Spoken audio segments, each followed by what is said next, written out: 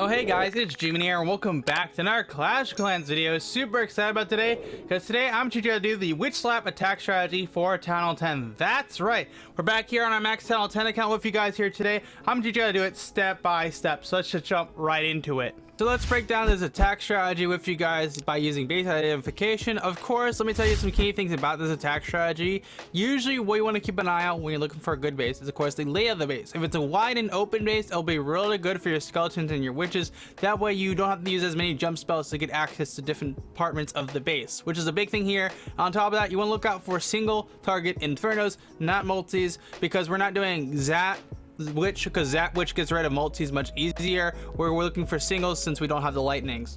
So now that we know that, let me show you how I did this in my first attack here. What I started off with first was using the king to actually clean up on the outside to create a nice little funnel for our witches and our golems. So you can see that right here, my king and queen are going to go in here, pick up the defenses and take off all the splash damage stuff. Then I'm going to drop in my siege. Now you can bring the log launcher or you can bring the wall slammer. Usually I would bring the wall slammer because on top of that it can go straight into the town hall, punch any walls that are there. That way you get more access to the base, and then you can use less of your jump spells depending on the situation. You might hold off one for later.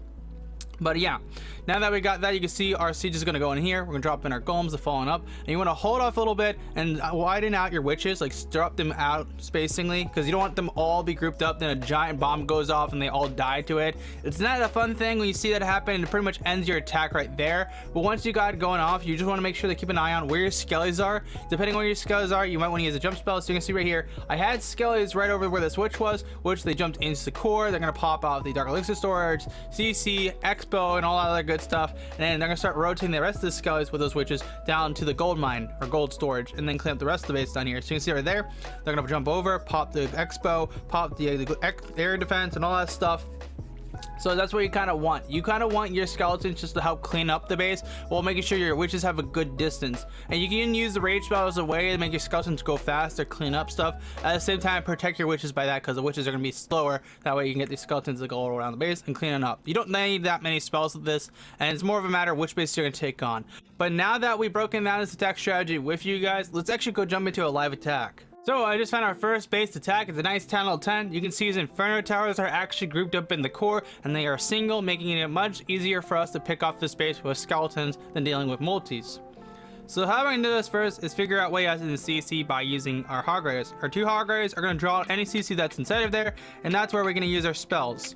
So of course we got ourselves giants to deal with. It doesn't seem like anything else besides that one giant. So what I'm going to do is I'm going to drop in my king, one of my wizards, and also my queen to help clean on up on the right hand side here, and that way they can get a nice little funnel ongoing. And I want to actually use our siege to clean up the rest of the space here. So we're just gonna hold off for a quick second and just let our heroes pick off some of the stuff. Okay, we're doing pretty good. Now I'm gonna actually drop in 3 of our wizards to clean up the rest of this, and then I'm gonna drop in my wall slammer real quick here, drop in my golems, then I'm actually gonna drop in my P.E.K.K.A.s because they're gonna target the wall as well, and then I want to drop all my witches from the back here to help clean on up. And then they're gonna go into the base, most of them. That's where I want them to go, so they're going exactly that direction. And now what I'm doing is I'm gonna rage up all the skeletons that are inside the core, so that we can help clean up all this stuff. So you see we got skellies, we got our queen, we got an E-Drag, it's gonna pop, and I'm actually gonna freeze the back Inferno right quick, and also that Expo, so that we can get access to it, and I'll drop in my jump spells. That way my jump spells can actually help out the process of them jumping into the walls and getting to the next compartment over, which is what I want here. So my golem's gonna go over, pick off the stuff, my queen's doing really fine. And the only other thing you really have to watch out is going to be the bomb tower and any wizard towers left over, because wizard towers will clean up your witches and the bomb towers will explode your witches. So we want to make sure to avoid that as much as possible so they don't jump over and get popped. So you can see right here, perfectly did that. I didn't get them to get popped because I dropped the freeze spell, which protects my witches and also my skeletons. And you can see they're just going to start jumping over between different compartments, and that way they can clean up the rest of the base. So you want to be careful on how you place your jump spells. You want to make sure when you place a jump spell you get the most value out of it. So usually you want to place it on the corner edges, of course. That way they can jump into 4 different cubbies or even 5 different cubbies depending on how it's laid out. So yeah, and then you of course have a few troops left over that actually help your skeletons get outside the base, which like the wall breakers. And yeah, it's just easy cleanup. And yep, and of course with that we got an awesome 3-star with the Go Witch Witch Slap attack strategy. Of course, this attack strategy will be linked down below if you want to use it for yourself.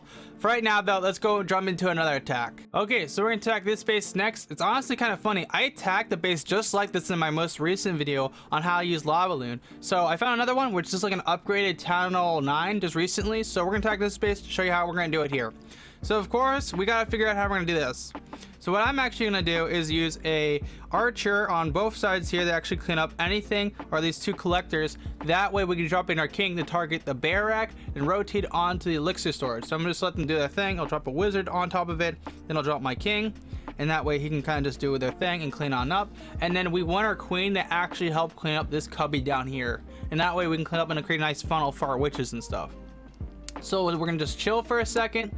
Now we're gonna of course drop in our queen in just a bit here. I'll activate my king's ability now, then drop in my queen, and my queen's gonna go to the bottom left with him, of course, and then I'm gonna drop my siege from the top.